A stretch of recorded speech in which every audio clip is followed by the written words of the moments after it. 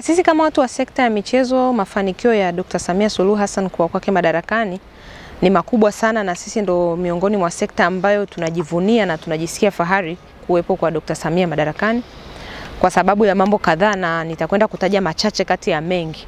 Kubwa la kwanza ni lile la ongezeko la bajeti. Wizara ya Utamaduni, Sanaa na Michezo pamoja na taasisi zake zimeongezewa bajeti kwa kiwango kikubwa sana, kutoka takriban bilioni 38 kwa mwaka kwenda bilioni takriban 280.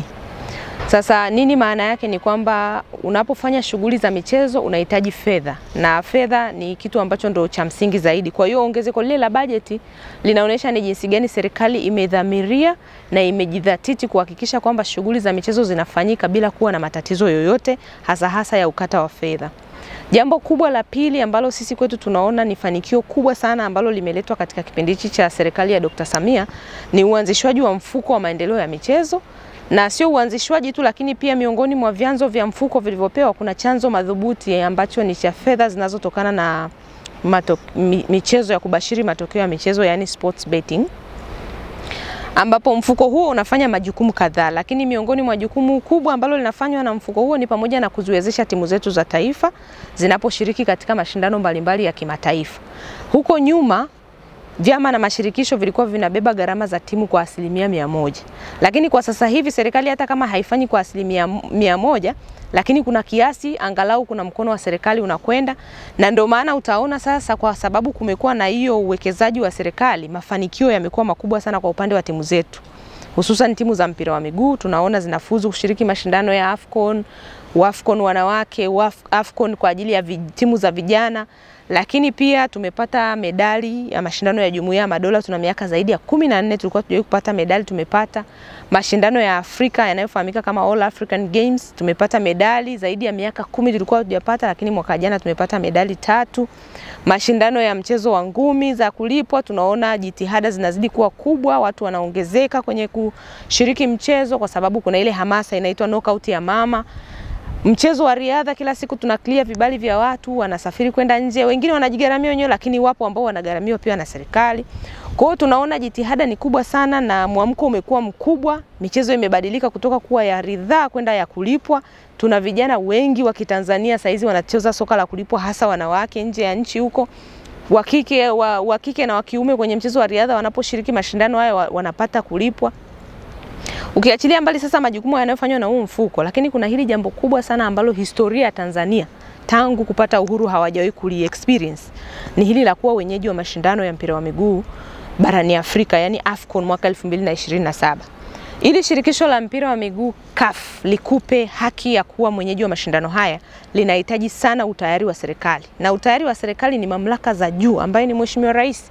Kwa Mheshimiwa Rais aliporidhia kwamba tuombe kuwa wenyeji wa mashindano haya, ni jambo ambalo limekuwa la faraja na tumeweza kupewa kuaminiwa kwa sababu ya kuangalia ule utayari wa mkuu wa nchi katika kusupport, kwa sababu kuna kiasi kikubwa cha fedha kinahitajika kwa ajili ya kuendesha mashindano haya. Lakini ukiachilia mbali hivyo, sasa kitendo cha kuruhusu kufanyika kwa mashindano hayo kumepelekea sasa kwenda kujenga miundombinu mikubwa ya kimkakati.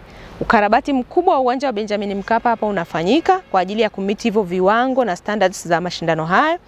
Lakini kuna uwanja mpya wa michezo unajengwa Arusha ambao utahusisha mpira wa miguu, riadha na michezo mingine. Uwanja mwingine unakwenda kujengwa mkoani Dodoma, lakini tuna viwanja vingine vya mazoezi mbalimbali vimejengwa na vitaendelea kujengwa kwa ajili ya ku-accommodate hiyo. Nini maana yake? Maana yake ni kwamba baada ya mashindano kuisha baki na legacy hiyo ni uwepo wa hii miundombinu. Miundombinu hii itasaidia vijana wa Kitanzania kuendelea kuitumia kwa ajili ya kujinoa na kushiriki katika mashindano mbalimbali, lakini itatuwezesha kuendelea kuhosti kuwa wenyeji, kuomba kuwa wenyeji wa mashindano makubwa ya kimataifa. Na unapokuwa mwenyeji kama tayari una miundombinu, maana yake ni kwamba wewe unakwenda kunufaika kiuchumi, kisiasa na kijamii. Kwa sababu tayari miundombinu unayo, ujio wa watu wengi sehemu moja, unajua manufaa yake ni makubwa, siwezi kuyaelezea hapa moja baada ya jingine. Lakini fanikio lingine kubwa sana ambalo tunaliona ni uwekezaji mkubwa wa private sector kuja katika sekta ya michezo, na hii ni kwa sababu ya ule utashi na utayari wa kisiasa na ile hamasa ya Mheshimiwa Rais. Unapomuona yeye mara nyingi unamuona ana tweet, anafuatilia, anapongeza, anawatia moyo wachezaji, inatoa mwamko na hamasa kwa makampuni binafsi na wadau mbalimbali kuona kama mkuu wa nchi ni shabiki wa michezo, basi wacha na mimi pia nihamasike kuwekeza. Kwa hiyo wadau wanapojitokeza kwa wingi wakawa na attention na shughuli ya michezo, inatusaidia sisi kuendelea kuwashika, na tukifanya kazi kwa pamoja na wadau, ni imani yetu kwamba sekta inaweza ikapiga hatua, kwa sababu gharama za uendeshaji wa michezo ni kubwa sana. Serikali peke yake haiwezi, vyama peke yao haviwezi, ila tukishirikiana na sekta zingine, taasisi binafsi na taasisi za umma, inakuwa rahisi zaidi. Tunaona ligi yetu imeimarika na kupanda viwango vya juu kwa sababu ya vilabu vyetu vinavyoshiriki kimataifa, na vyenyewe vinatokana na hamasa ya Goli la Mama. Goli la Mama linawahamasisha vijana wale wanapokwenda katika mashindano, wanafanya vizuri, tunavyopanda tunaendelea kupanda katika ranks za dunia na ranks za kimataifa na za Afrika na duniani kwa ujumla.